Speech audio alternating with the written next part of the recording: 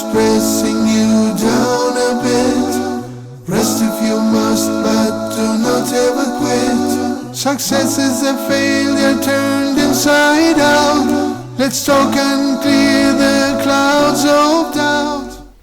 Assalamu alaikum and welcome to your favorite program, Let's Talk, with your favorite host, Malik, of course, on your favorite channel, Huda TV. And by the way, someone told me, look at you, maybe you shouldn't say that. Maybe Let's Talk isn't their favorite program. Maybe you're not their favorite host. But you know what?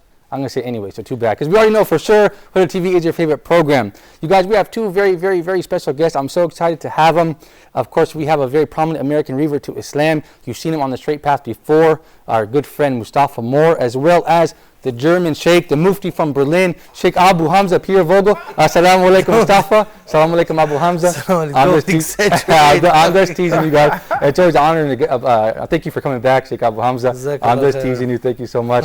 And Mustafa, it's your first time on Let's Talk. I've seen you on the straight path. I'm happy to have you here, all the way from North Carolina, right? Yes. All right. And of course, we have our handsome studio audience, mashallah. How are you guys doing? Thank you guys so much for coming. We have our regulars. I think we have a couple of new guys as well. We have a new guy right there, don't we? I haven't seen you on Let's Talk before. First time. Maybe you can handle the microphone. Where are you from? Munich. Munich, mashallah. We have another German brother. All right, it's like a German episode again, mashallah. Well, thank you guys for coming. Now, I want to tell the viewers at home, last week we talked about dawah tools, and we had Sheikh Abu Hamza giving us a lot of information about dawah, and it was very beneficial. We had a sister call in the beginning of that episode. Her name was Abdullah. Okay, she had talked about the importance of good manners. So we thought it was appropriate to start another episode to focus on this episode on good manners and good characteristics of the da'i. That's why we decided to name this episode because of her phone call. I believe we have her on the line now. Assalamu alaikum, sister. Alaikum salam wa rahmatullahi wa barakatuh. Thank you so much for calling us. Go right ahead. Thank you for having me. And I believe that having a good character is one of the most important factors in any successful da'wah. It's not only the most important one, but it's one of the important factors, you know. For some reasons, which I personally applied, and it works, alhamdulillah. One of these reasons that usually people judge your actions, not only your words, you know. You know, because like talk is cheap, anyone can talk the talk, but not anyone can walk the walk, you know. Yes, that's an excellent point. One of the other reasons, because people are smart, and people tired of hypocrisy, not doing the things and say another thing. Right. You should practice what you preach. Yeah, good point. But sister, do you think good manners is enough? Good characteristic is enough? No, good character is not. It's just a first step. It's not an only step. It's just a first step, because it opens the doors for you for the da'wah, but you still have to give a direct message. Thank you so much, sister, for your call. Thank you for your call last episode, because actually, after the episode, Abu Hamza called me. He said, that sister had a great point. Let's revisit that issue. Thank you so much, sister, for calling. Jazakallah. May Allah reward you. Thank you so much. Sheikh Abu Hamza, that's a great point. She said a couple things. She said, practice what you preach. People want to see your actions and not judge your words. Yes, of course. أولا بسم الله الرحمن الرحيم الحمد لله والصلاة والسلام على رسول الله. Last episode, I felt maybe she felt as if I criticized her, but I didn't want to criticize her because I like this point, because it's very important. But I just want to say something in addition to it, and as she said, it's not enough. It's a first step, and it's not only a first step, but this is something a da'i should always have. And this is why I wanted to talk about this, because in our experience we met that a lot of people have a wrong impression to this concept, that a da'i has to have some good characteristics. First of all, they don't really know what does character, akhlaq, mean. Right. Linguistically, it means it's the plural of khuluq. Right. And khuluq and khalq, that comes from creation, and the khalq is the outer look, I see. and the khuluq is the inner look, and this is the plural of the inner look. Right. This is why for example, I don't like this guy if somebody says this guy has a bad akhlaq. Right. Because actually this means this guy is absolutely bad. Yeah. So I like it more, and this is also something in dawah. When you say to somebody you have a bad akhlaq, he will Right. immediately don't like you. But if you Yeah. say, you know, we have all to work on ourselves, because Yeah. it's like Yes, this. that's true. Yeah, right. Everybody has to work on himself, you know. Everybody has a lack in his akhlaq, in his characteristics. And there's something else what is very important in this also for the da'i especially. You know, the khul, as your khalq, as your outer look, it's also with your inner look. Something you're created with, you know, you have, but you can also work on it. Right. You know, your outer look, you can go to the To gym. the gym, right? You know, and for your inner look, you can also go to the khuluq gym. You know? Right. Work on your people inner said side, that right. This why, by reading the Quran, by looking at the seerah of the Prophet sallallahu alaihi wasallam, and what I really wanted to mention is, as the sister said, you know, some people they think. For example, one time in a lecture, I asked in Germany, you know, how can we invite the whole city to Islam?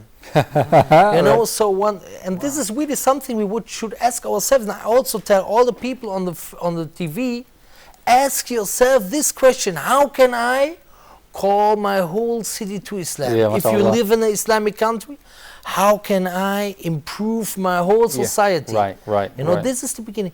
And then one person said, and I often hear this, yes, if we just all practice Islam.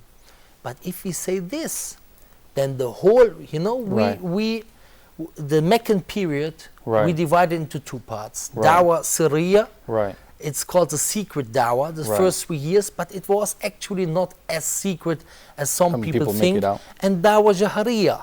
Which means? You know, but yeah, that means you know, like the open dawah, Open dawah, right, like right. the confronting. But if we say it's only like I'm handling good with people, Right. then we will never come to the stage of the openly Yeah. preaching dawah. And Yeah, this right. is something very important I wanted to focus on. So it's not enough. Just but good it's characteristic. very, very important, because if you, for example, preach something and then you do something else, for example, you know, this is kind of Hypocrisy. not being truthful in your speech. Right. And this is one of the worst attitudes. The people will afterwards never Yeah. follow you and never hear what you say. And Sheikh Abu Hamza, if I can get Mustafa in here, being from the United States, as you can see, people are tired of seeing people, like, as the sister said, you know, say practice what you preach. Yes. We have a lot of preachers, they always end up on TV, especially if you have a Christian background like we had. You have a lot of preachers that are telling you this, and this, and then they get caught doing something bad. Yeah, right? yeah. So this really sets people back. So how important is good characteristics in the dawah? It's very important, isn't it? Oh, it's very important. Bismillah ar-Rahman ar-Rahim. The Prophet alayhi salam said, Alayhi salatu wasalam. he came to perfect good manners. Right. Okay, so I mean that shows you exactly how important it is. Yeah, of course. It's at the beginning of our deen. This is what we need to do as good Muslims, is to perfect this thing. Of course. And what the brother was saying about the secret dawah, it wasn't exclusively just for the Prophet alayhi salatu wasalam. Sayyidina Nuh alayhi salam, he did the same thing. He did secret dawah and he did open dawah Yes. Okay. for 950 years. Yeah. You know, and Yeah. had a handful of people best when he you know, and subhanallah, you know, a lot of people may not think about it, but Allah Azza wa Jal destroyed those people. Right. Destroyed those people. Yeah, right. And not just, you know, not just that city like he did with Qawm Lut. He Right. destroyed the whole world. Right. And Nuh alayhi salam, Yes. he was the only one. And what was he doing? He was practicing good akhlaq. MashaAllah. So it's important, that's It's for a very sure. important. It's a very important issue. You know what I want to ask both of you? You know, people say, what about Indonesia? They always say Indonesians became Muslims, the whole country became Muslim because of the good manners of Muslim businessmen. What do you think about that? You know, if somebody means by that there was dawah only with the akhlaq, Right. so this is That's what they mean when they say that. Yeah, this is what some people say. You know, actually they take the Indonesian example as an excuse for them to not really preaching to people the religion. You know, we have just to live. So Good- it's good- really, good you know, point. Indonesia, it's no doubt there was never, you know, a Muslim army came there, and Right. you know, but it's, for example, how can you speak the Shahada if nobody tells you how to do it? So Right, yes, right. Good so point, yes, yeah. you know, so it cannot be only the akhlaq. There has be a bit of preaching. Right. But what I believe, and this is, when we see the Prophet alayhi salatu wasalam, at the beginning, I say the first day of the dawah, when he came to Khadija, all the people at the beginning, Khadija, Abu Bakr, Ali, Zayd ibn al-Haritha, they accepted Islam. Why? Because they know his akhlaq, that he will never lie. And before you continue, let me just take this phone call really quick. Sheikh Abu Hamza, I'm sorry for interrupting you. Go ahead. Assalamu alaikum. I believe we have a call on the line. Assalamu alaikum. Can you hear me? Wa alaikum assalam. I'm Fatima. Oh, thank you for calling, sister. Where are you calling from? Go ahead, sister. Fatima from Nigeria. Go ahead, sister Fatima. Oh, I'm sorry, the line cut off. I apologize. Sister, give us a call back. We're waiting for your call. Sheikh Abu Hamza, I'm sorry to interrupt you. You had said these people accepted Islam from the good manners of the Prophet sallallahu alaihi wasallam. Yes, but there has also be a kind of message. Preaching, a kind of message. Because if I see somebody and he has a good manner, it's a beginning step. Yeah, it opens the door. And also something else. For example, friendliness. Right. If you have somebody who is always treating you good, is always nice to you, you're ready to hear what he preaches to you. Right. But if you have somebody who's very arrogant, he goes around, he says to you, he's playing like, if he tried to talk to you, you don't want to hear what he's talking. And this it's the first step. And this is, what the Prophet ﷺ teaches. And we have also to mention, the da'wah is not only with non-Muslims. Right. It's also with Muslims. For example, the Prophet ﷺ, his behavior with his Sahaba. Anas ibn Malik, he reports, he was 10 years, he was serving the Prophet ﷺ. And he says, the Prophet, he never talked bad to me. Right, he never said, why did you do this and that? He had a very, very nice way to speak with the people, to correct the mistakes. But sometimes, when he knew from his wisdom that he should speak hard, that they need a warning, he was warning. For example, I give one example. In Ghazwatul Hunayn, there came a lot of tulaqa, that was the people who were freed in Mecca, and they became Muslim, and they went to Hunayn, and on the way, they wanted to have a tree to put their weapons on. Okay, right. Go ahead. Abu Waqid al-Laythi, he reports this. So they said, اجعلنا ذات الأنوات كما لهم ذات الأنوات. Make a tree for us as they have a tree. Right. So first of all, they go to the Prophet and ask him. Say, no, we cannot do it from ourselves. So what did the Prophet say? He said, Allahu Akbar, innaha sunan, wallahi kultum kama qala banu Israel. Wallahi, Allahu Akbar, you say it like the children of Israel said. These are the ways that are always repeating the sunnah. You say it like Bani Israel said, Ij'alana ilahan kama lahum aliyah. Make a God for us if they have gods. So this case needs strong response. Very, very strong response. So, but because the hikmah, the wisdom, was here to give a very strong response, because this is not an easy thing. This is now about to heat. This is a very, very serious mistake. Big mistake. And really, and also because the Prophet is also a human being. He has this feeling, and this is also good characteristic of a da'i, which has a lot of influence, that he has this jealousy for Allah, that he has this love for Allah.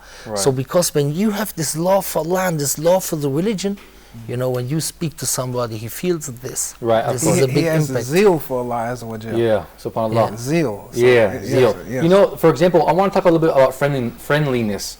Okay, we should be friendly as a da'i. But however, I saw something interesting today on my way here to the studio. I saw a man with a beard sitting next to a man playing music, and then the other man was smoking cigarettes. So I wanted to say to this man, is this befitting? We should be friendly with people, but when they're committing some act of sin, shouldn't we have to warn them or leave them? We shouldn't sit with them.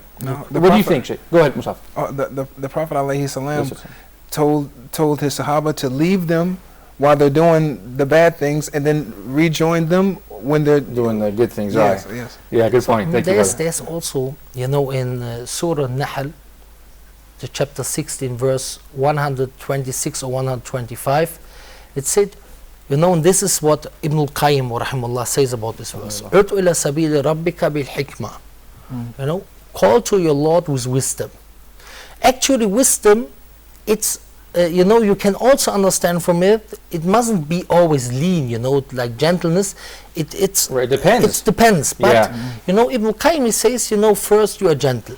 And then he says, وَمَوْئِذَةِ الْحَسَنَةِ, and with a good, you know, maw'idha. Maw'idha is something which also warns you. Right. So these people, you know, you can also go there and say, what are you doing?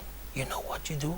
Right. You know, sometimes people really need this kind of Right. warning. Right. So, and this is also something I want to say for the people outside. Right. You know, we try to put everything in the right place, but a da'i will never be able to speak always, to find always the right words for the right situation. Right. Right. So It's don't be too afraid. Try to do your best. Right. Try to do your best, but don't think, you know, that, you know, for example, I give you a very easy example. An open lecture, you give a lecture Right. as a da'i. For example. There are people, they already know this topic.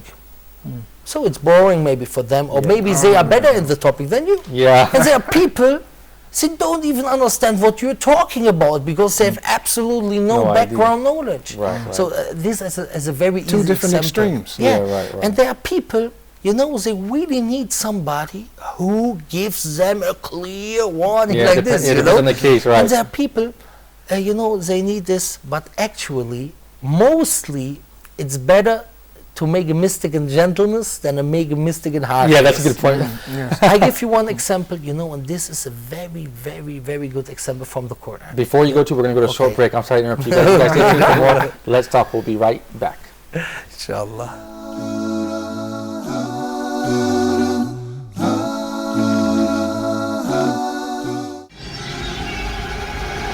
Dear viewers, Hoda programs can be watched in the English section of the in-flight entertainment directory on board all Saudi airline flights, domestic and international. Sit back, relax and enjoy watching Hoda's entertaining and enlightening shows on your trip. Hoda wishes you a safe and successful journey. Hoda, a light in every home. Europe's forgotten heritage. This is a sad reminder of the past history of the Muslims in the city. Nowadays, there are no Muslims anymore. These are the mosques that have remained. And it is really sad. Wait a second, this is Morocco. No, this is Tunisia, Algeria, North Africa, Egypt. No, this is all Europe, and this is all part of Spain. Islam spread first in Africa, and then from Africa, it came over to Europe, and then it did developing work in Europe. Now, we look the other way around nowadays. The compass was invented by the Muslims. Many important inventions came from the time of the Muslims on the Iberian Peninsula. Instead of people becoming less in battles, as we normally know, as we know in battles, obviously people die, but no, what was happening? The Spaniards recognized and realized the superiority of the Muslims and the treatment that the Muslims gave to the Christians and the Jews in Spain at that time, that they happily accepted Islam, many of them. And not over the fountain, as we've seen it before in other places in Greece. Now, it has some Arabic on top, as well as it had some Arabic down, where the tap used to be, or where the water was coming out.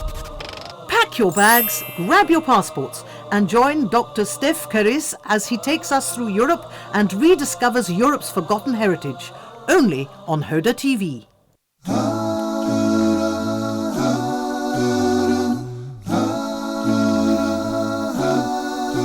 Assalamu alaikum. Welcome back to Let's Talk. I'm joined by my two friends, Mustafa Moore, all the way from North Carolina. Where about North Carolina? In Wilmington. Wilmington, North Carolina. Yes. All right. But I'm coming here actually from Durham. From Durham, North Carolina. Yeah, Yeah, they're about 2 hours apart. Oh, okay, excellent. Right on. And of course, we have Abu Hamza all the way from Cologne, Germany. MashaAllah, thank you for joining us. Before the break, I interrupted you like I always do. I apologize. You were about to quote some verses from the No Quran. problem, no problem. No. It's a very nice way of dawah what Ibrahim did to his father. When you read the chapter 19, Surah Maryam, it must be on the 4th page, you know. He says, يا أبتي إني قد جاءني من العلم ما لم يأتك فاتبعني.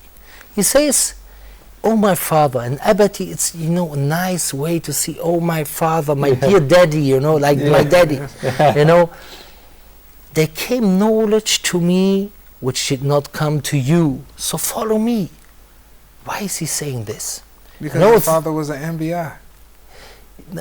No, because you know, he's speaking to a person. If somebody comes to you the way you and he say says, you know, I know it better than you, Oh, you know, you don't want to hear it. Yeah, like right. if you say, for example, you see somebody is making a mistake in prayer, you say to him, you're wrong. No, you don't. you say to him, excuse me, I have a question to you.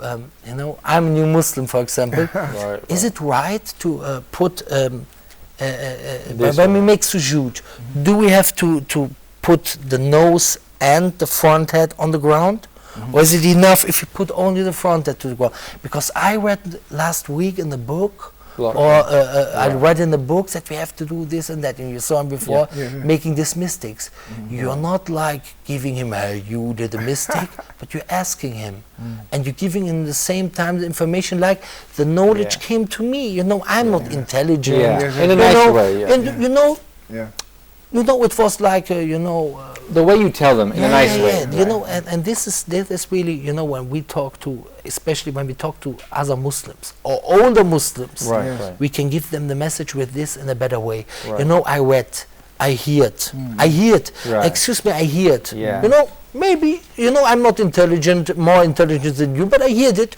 Maybe you could also hear it, but I had the fortune to hear it before you. You know, this is a good characteristic, the good manners, the good approach. And I think this is good with especially with the non-Muslims. Right, of course. With Muslims, and also with non-Muslims, you know, it's especially those who are interested in religion. That they feel that you really want the best for them. Like in Surah Al-Ahqaf, the Prophet Hud alayhi salam. What did he say at the end of his speech when he called to Tawheed? Inni akhafu alaykum adhab yawmin azim. I fear for you the day of a great punishment. So that's an excellent character. It's not just having good manners, but also they have to feel that you really feel for them and you're scared for them, have concern for them. I want to ask you both, starting with Brother Mustafa, what is the most important characteristic of a good da'i? Go ahead, brother, and after you, Sheikh Abu Hamza. Okay, knowledge. Knowledge, okay. You have to have knowledge, or else...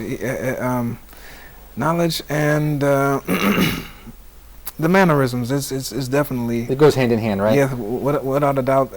If you have knowledge but you don't know how to present it, then no one's really going to be too much interested. And if you have, you know, all the enthusiasm in the world but without knowledge, it's not going to do you very much good. Yeah, that's a good point. Yeah, excellent point. Sheikh Abu Hamza, what are your thoughts? The best characteristic of a da'i? Look, there is more than one characteristic. But I mentioned, you know, one da'i of the Prophet ﷺ, and his name is Ja'far bin Abi Talib. Ja'far bin Abi Talib, the Prophet said about him that he is the one who is most close to him in outward appearance and in characteristic. Oh, wow. Yeah, that's a huge... Ja'far bin Abi Talib. And Ja'far bin Abi Talib, when he was standing in front of the Najashi, you have to see... Yeah, go ahead with you know, this situation is, Amr ibn As comes... Before he's Muslim, and he is before he becomes Muslim, and he is an enemy of Islam, and he has a good relationship to the Najashi, and it is a very severe problem now.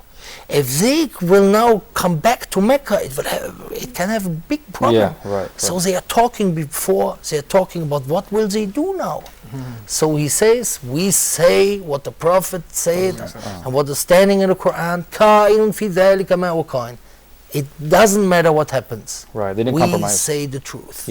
So he stands in. So this is the first attitude. This braveness, confidence. You know, that he stands there, doesn't care. It has a big, you know, because the people say, you know, this guy cannot talk like this if nothing is there behind it. You know. So and he gives a speech. You know, what does he say?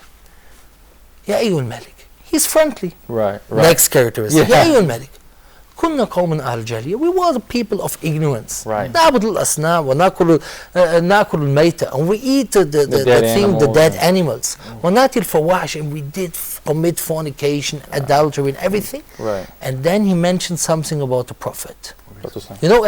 You know, he says نأتي الفواحش ونقتل الأحرام ونوصي الجوار حتى بعث الله إلينا رسولا منا. So then he comes to the Prophet. Right. Then he sent a prophet from us to us. Right. Right. Why is he saying From us to us? So that you know that the king knows, they know him very well. Right. So Right. the first he say نعرف نسبه. We know his nasab. Nasab means like his, you know, his chain his of whole, lineage, his right? His special chain of lineage. Why does he mention this? So that the Najashi knows we know him. Why do they believe in him if they know him so well? So then he says نعرف نسبه وصدقه, and his truthfulness. Right. وأمانته, that he's trustworthy. Yeah. And عفافه. عفافه means that he does not commit fornication. Right. And, Right. and this, Practicing what he preaches. and all this, all these attitudes, truthfulness, Right. trustworthiness, and to not to Manners, friendliness. yes, these are all, you know, all these manners are very important, and this is why the Prophet, his name was Al-Amin, As-Sadiq Al-Amin. Right. 40 years he was living there, and he made, told a you lie. know, he Yeah. came with this, he said to them, the first open speech or the second on the Mount of Safa, what did he say?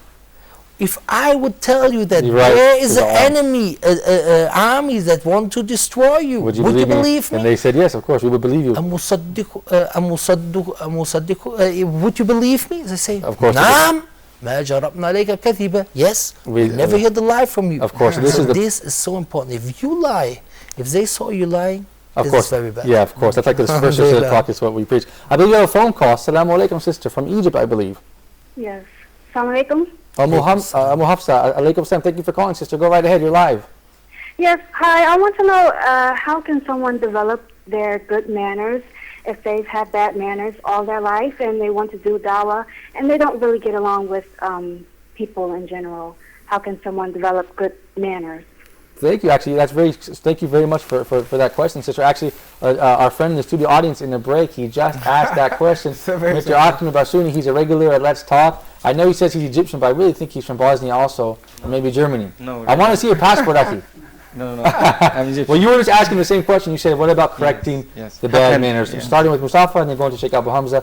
How do we correct bad manners? Well, we would have to go back to the ones who had, with the Prophet alayhi salam, who had the best manners, and see how he lived his life and how he conducted himself. Yeah, of course. That's Good point. that's that's the best example. Yeah, alhamdulillah, number one, and you recognize that you have these mistakes. Yes. Yeah, so that's good. Obviously, yeah. Sheikh Abu Hamza, if I'm a guy, I have bad manners. I recognize it in myself. I want to improve this. What are some practical steps I can take? You know, first of all, like Umar al-Khattab said, حاسبوا أنفسكم قبل أن تحاسبوا. Which You means know, this means, take care of yourself. you know, before- look at yourself, make muhasaba. That means like account yourself. you know, account yourself Yeah. before you account. So look at yourself. Where are your mistakes? You can also ask some friends, you know, Yeah.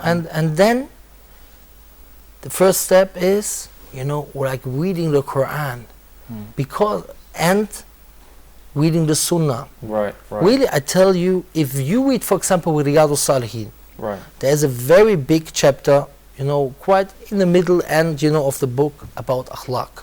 If you read this, and if somebody speaks Arabic outside, I give him the advice to read Sharh Riyadus Salihin from Sheikh Uthaymin. Believe me, you know, he will give you a lot of good information. You know, then to be with people who have a good akhlaq. Believe me, you know, because what we have to know that the feeling somebody has inside, you know, now, you know, some people say, yeah, Abu Hamza, where do you have this from? You know, Right. you know, the feeling somebody has, he can transmit it to other people. Yeah. As illnesses. Right. I give you an example. You come into a room, all the people are laughing. Will you cry? No, normally you start, you laugh. Right. You come to a room, everybody's crying. Like You will infections, get sad. Yeah. If you are together with people who have a good akhlaq, it has an impact on you. It rubs And off this, on you. this is now our experience. Now I come from the Sunnah. Right. The Prophet said, the example of the one, who sits with the good and one who sits with the best, is like the one who sits with the mist, somebody who, what does this mean? Haddad. What does this Haddad mean? What does that mean? Nafikhul khir. What does this we call mean? it oil. Yes, blacksmith. Yeah. Exactly. Yeah. When you sit with a translation. blacksmith, you get a bad smell, or It burns maybe your clothes. some a sharara comes, on your burns your a shirt. spark. Yes, Right. comes. So it will have a bad impact. Yeah. And if you sit with the Someone one with perfume. who gives you perfume, you will smell something good, or you will smell good afterwards. It has an impact on you. Yeah. It rubs off. on And this is also how the Prophet educated his people. Yeah. So look which people have this good akhlaq, and which people try really to be like the Prophet ﷺ. And I give you, for the people here in Egypt, I will know one sheikh, he is very keen to try to imitate the Prophet in his characteristics. And this is Sheikh Abu Ishaq al-Hawaini. I met him so often, and he really tries in every step to imitate the Prophet in his characteristics. I visited him yesterday, 3 days ago, and yesterday in the hospital. 3 days ago, I came into the room. He looked very ill. I was crying when I came in. He told me, "Don't cry. I'm fine." He was from his heart so strong. Yeah. And yesterday he looked so good, alhamdulillah, mashallah. But it's really, because why? Because he's always reading the sunnah. Yeah. Because he's a muhaddith, he's always reading the sunnah. Makes you He's strong. always seeing the Prophet. And also, now the characteristic of the Prophet, I give you one example, how he motivated the people. And there are a lot of examples. Right. Ghazwatul Hunayn, something happens, and the Sahaba are human beings, and almost all fled. Right. So what did the Prophet do? He said to his uncle Al-Abbas to call them. Then later on there were 80 until 100 people, and what did the Prophet do?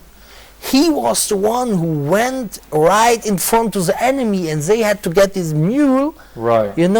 And he said, Anna Nabiya la kadhib, Anna ibn Abdul Muttalib, I'm the Prophet, this is no lie. Yeah. I'm the son, from the ancestors of Abdul Muttalib. So look at this braveness. And this braveness had this impact on the people This that they rubs off came on back. it, yeah. Bravery and courage. I think we have a Yeah. call. Fatima from Nigeria. Assalamu alaikum, sister.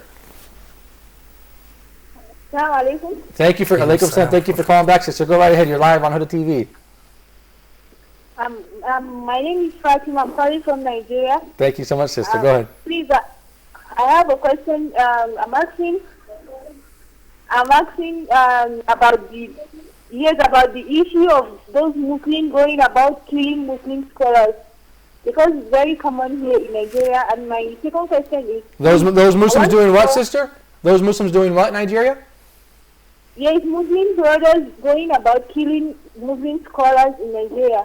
Oh my God, I didn't hear about that. It's very bad, very bad. Would you like Sheikh Abu Hamza to speak a little bit about Killing? that?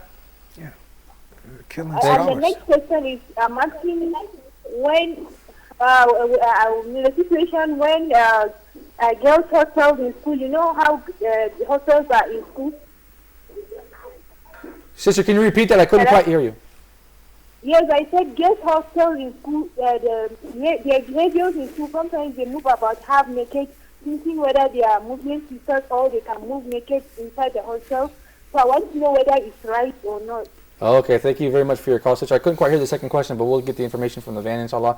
Thank you for calling. I believe you were talking about the political situation in Nigeria. I don't know if we're qualified to speak about that. I think they have having some violence and some problems in Nigeria, and we hope Allah brings stability and peace and security to Nigeria. That's for sure. I don't know the situation in Nigeria and this is a reason why it's very hard for us to speak about this. But commonly speaking, this is also something to do with akhlaq. Often we are not just to people because of one characteristic, that we are not halim enough. Halim, that means is like gentleness, but it's meant with this also that you when you are angry, that you, and I'm also talking about me, you know, All of us. that it's sometimes like this. You see something and the shaitan, he gives you a picture, you say, what kind of munafiq is this? Right. If you would, and this is a characteristic of the Prophet, first of all, speak with the person, what is your opinion, what is your view? We often saw, I give you one example. One guy, one time, I told to a brother, in Germany, like, there's some dawah groups, Alhamdulillah. when I was talking with him, look what you say there and there, about me and so on. So he said, yeah, look what you said in this and that. I say to him, I didn't mean you. And then I was thinking about, this situation. And I thought, subhanallah, if I would be in his situation, I would exactly mean that he means me, Right. And I would be so angry, I would go in front of his house and say, what did you say about me? Yeah, and this is what I mean, we should always first, and there's a very, very, very important hadith of the Prophet, الشديد ليس بسرعة وإنما الشديد من يحمل نفسه عند الغضب. The strong person is not the one who is strong, and wrestle the people down, Right. Go ahead, yeah. but the one who is able to control himself when he is angry. Right. The Prophet does not say that you will not become angry. Yeah. The Prophet became sometimes But angry, the but point he is did control not. yourself. But he did not come with a reaction in which he did something bad. Right, this is the key. Sometimes his face changed. There are a lot of situations his face but changed. the point is the But reaction. he came with the right reaction. This is a strong person. Well, guys, we're going to take a quick break, and we're going to get back to Let's Talk right here on Huda TV, so stay tuned.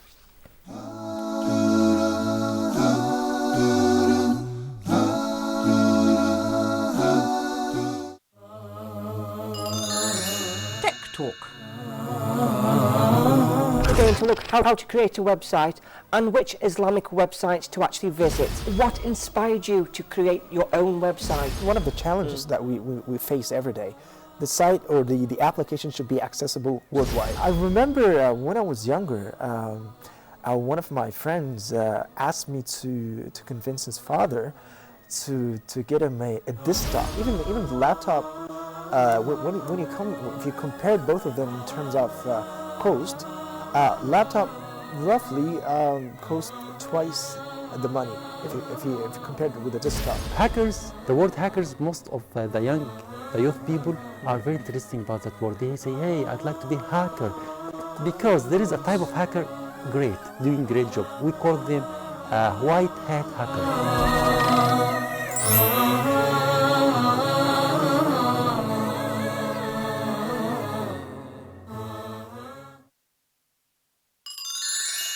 Fun for everyone. 3, 2, 1. What will I be when I grow up? What will I be when I grow up? What will I be when I grow up? The firefighter uses what to control fire? Water or rocks? Now these two teams go head to head on pulling the blue rope. Now if one person goes over this line right here, the other team loses. Very simple rules. This challenge is worth 5 points. What will I be when I grow up? What will I be when I grow up? What will I be when I grow up as a Muslim man? Fun is for everyone, so get ready to have some fun. Check out these cool competitions between kids. It's important to have fun, and it's also important to be a good sport. So tune in to Fun for Everyone. You don't want to miss it. When I grow up, what will I be when I grow up as a Muslim man?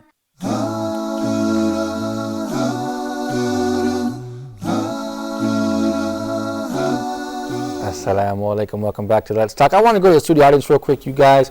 Now, which one of you guys did that little translation for us in the first and last segment? Who translated that? MashaAllah, you speak English and Arabic like that? MashaAllah, you work as a translator? Yes, I work as a translator. Very good, Ahmed. Thank you. I could use you. I need someone to speak Arabic. Teach me Arabic. Okay, next show I will be in your place. Yeah, inshallah, you'll be right here. As this is the case, I'm glad to be. Thank you. I believe this brother in the front row had a question or a comment. A brother from Russia, MashaAllah. No, I'm not from Russia. Actually, I'm from Egypt. Go ahead, brother. First of all, Assalamu alaikum to everyone. Alaikum salam. I have just remember saying of Imam Malik while our brothers was speaking about giving advice or making da'wah towards anyone who is committing a kind of sin. Okay. Imam Malik rahimahullah, one of our popular scholars, said before giving advice to someone, he said in Arabic, لا تنظروا في ذنوب الناس كأنكم أرباب وانظروا في ذنوبكم كأنكم عبيد. While you see someone who commits any sin, don't treat him like he's a slave and you are a lord who doesn't commit any sins. No. Yeah, right. While he is committing some kind of sins, you also have another kind of sins. So don't look to him as you are a lord. فارحموا أهل البلاء. Be merciful towards him. While you're giving him any advice, be mercy towards him. وَاحْمَدُوا اللَّهَ عَلَى الْعَافِيَةِ. And say, Alhamdulillah الَّذِي عَافَانَا. Thank you, Allah, because I'm not committing this kind of sin. وَاحْمَدُوا اللَّهَ عَلَى الْعَافِيَةِ وَإِيَّاكَ أَن تَقُولْ هَذَا مِنْ أَهْلِ النَّارِ وَهَذَا مِنْ أَهْلِ الْجَنَّةِ. Don't say, with your bad thoughts, this man will be in the fire hell, and this man will be in the paradise. You are not alone. Right. Try to be merciful toward these people. And our Sheikh can illustrate that more than me, better than me. That's a great point, because how many times do we look at somebody who's sinning? I know I do it myself. I look down at that person right away, and I think to me I become angry at this person, but I didn't think of all the sins that I'm committing myself. We're all committing sin. Brother, what do you think about that statement? It's very important, Yeah, and there's something, we always have to in mind, and this is also very important for our attitude with other people in da'wah. There is an ayat in the Quran, Surah Al-Yasin, where Allah says, إِنَّمَا تُنذِرُ مَنِ اتَّبَعَ الذِّكْرَ وَخَشِيَ الرَّحْمَنَ بِالْغَيْبِ.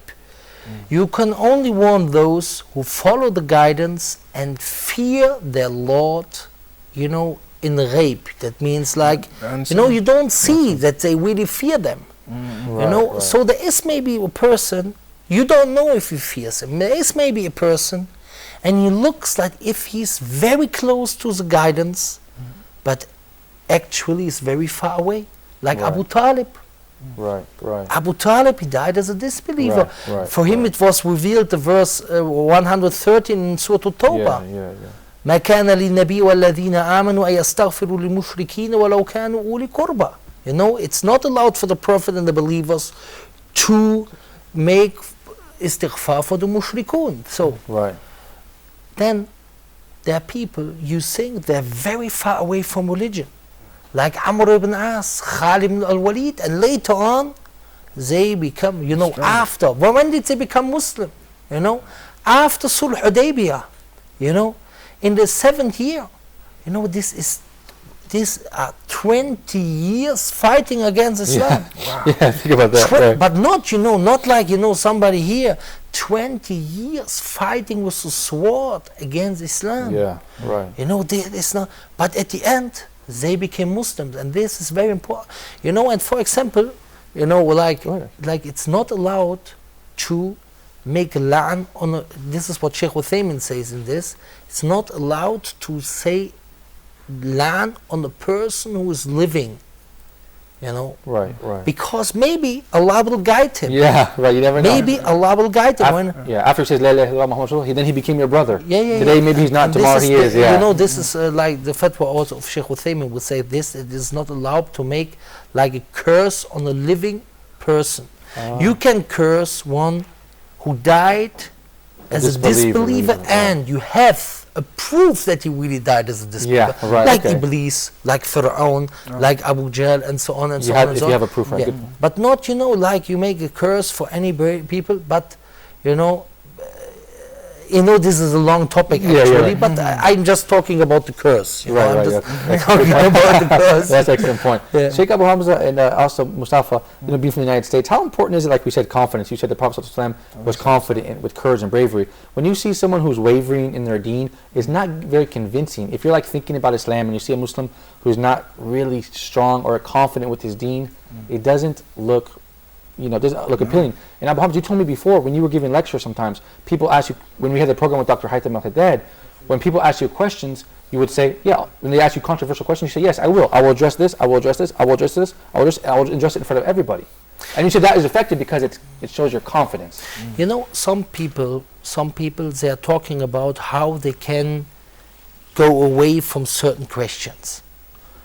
And this isn't sometimes very bad. You mean avoid controversial stuff? Avoid, right. Yeah. I mean, of course, we have our priorities, like Tawheed and so on. And, I mean, there are, for example, now, there are, for example, now new Muslims or people who want to know something about Islam. So what is your topic? Right. You have when you give a lecture, you don't give a topic. Yes, today we speak about the siwak, or today we speak about why is the mortar to be killed. But what will you do now? So what I always do is I tell the people to write the questions down, so I can avoid questions which are not befitting. But and then maybe the time is over or so on. But what will you do if somebody comes to the stage, takes the microphone, asks you a question? Will you say, no, this question is not... If you react like this, or you don't answer this question, it seems like you have a weakness in your religion. You cannot speak about this. You look weak. And this is something, you shouldn't do. The Prophet ﷺ, and this is something we have really to see. Right. In Mecca, what did he do? He went, some people say, he didn't, if somebody didn't accept this da'wah and so he didn't, be giving answer to them. Right. But if you really look into it, the Prophet ﷺ, he went to the Mount of Safa. And he calls them all with the alarm calling, was sabaha, and all the people are coming. And he tells them, Inni nadhirun lakum, I'm a warner to you. So Abu Lahab is cursing him. What does the Prophet say? Does he say, I better next day don't come back to this here? No, the next day he gives dawah one more time, and then he goes to the marketplace, and then he goes to the mukhayyama, to this camping places or this tents of the pilgrims, and he continues and continues and continues. And for example, Abu Bakr, he wanted to emigrate to Abyssinia. Right. So Ibn Dughunna, he was like a leader of the Ahabish, the Habesha people. Ahabish, these are people around Mecca. And he said, a person like you does not go out, and he should not be pulled out. So go back, you're in my jiwar, you're in my protection. Okay. So the Meccan people, look now, they speak to Ibn Dughunna, and they say to him, Abu Bakr, we don't want him to pray at the Kaaba. We accept your protection, but he should not pray at the Kaaba. Why? Because his prayer, he had a lot of khushu. It had a lot of impact. So what did Abu Bakr do? Did he say, now I hide myself? No. Right. He prayed in the house. He had like something like a garden, something like a place before the house. So he prayed there, so that the people could still see him praying. Right. This is and then all the people came and would look at him, would look at his prayer. But what is this? This is kind of self-confidence.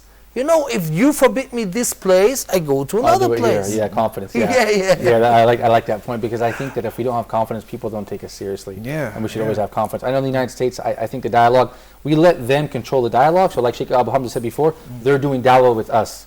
You have to have priorities, right? Do we want to speak about, we want to control the dialogue and direct them to important information like Tawheed, for example. Yeah. Right? We don't want them to control the dialogue with us. Yeah, in Germany, lying means lügen. So we say always, You know what they want? They don't want the dialogues, they want the dialogue. Lügen, you know? Right. So, you know, for me, it's not important to speak, to have a small talk with people. I want to speak about the topic.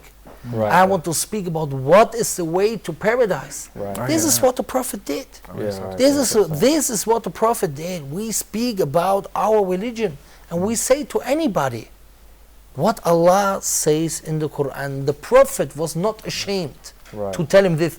We have to see this in Surah Taha. You know, Musa alayhi salam. You know, this is of course one of the best guys ever. Has anybody doubt about this? This is one about the best guys. So the people are always talking about, it's I think verse 43, when Allah says to him, اذهب إلى فرعون إنه طغى فقول له قولا لينا. Say a gentle word to him. But they don't continue the verse. Then he says, لعله يتذكر أو يخشى. That he may be remind and is afraid. Yeah, right. Why being afraid was a gentle word. So continue. Right. Then Allah later on says what the gentle word is. We have to imagine Musa goes to the Pharaoh, the biggest tyrant maybe of all times, killing little children, and he goes to him. So Allah says to him, فَأْتِيَاهُ. So go both to him. Right. فَقُولَ إِنَّا رَسُولَ رَبِّكَ. We are two messengers from your Lord to you. From your Lord to you. You know, this is the one who says, أَنَا رَبُّكُمُ الْعَالَى. I'm your biggest Lord. إِنَّ رَسُولَ رَبِّكَ. So then the obligation. فَأَرْسِلْ مَعْنَا بَنِي إِسْرَائِيل. So send with us the children of Israel. وَلَا تُعَذِّبْهُمْ كَجِئْنَاكَ بِآيَةٍ مِّن رَبِّكَ وَالسَّلَامُ عَلَى مَنِ اتَّبَعَ الْهُدَى. You know, we came with the signs from your Lord to you, and peace is with those who follow the guidance. So if you don't follow the guidance, you have no peace. Then the next verse comes, so that you really understand what will happen with him. إِنَّ قَدْ أُوحِيَ إِلَيْنَا أَنَّ الْعَذَابَ عَلَى مَنْ كَذَّبَ وَتَوَلَّى. It's revealed to us that the punishment will be on who lies, turns around and belies this message. You know, look. So I think look, this kind of courage. Yeah, courage. If you're talking about, I would really like, you know, نسأل الله أن يدخلنا الجنة. We ask Allah to put us in paradise. And I really want to ask Musa, how did the Pharaoh look at him when he was standing like this in front of him? Thank you guys very much for your time. I know we had a question from the studio audience, but the show is over. We have no more time. Inshallah, after the program, perhaps we can talk more with our brothers here. You guys, thank you for coming. We look forward to seeing you next time, inshallah. Thank you for coming. Thank you so much. You guys at home, stay tuned for more Let's Talk next week. Same time, same channel. Assalamu alaikum wa rahmatullahi wa barakatuh.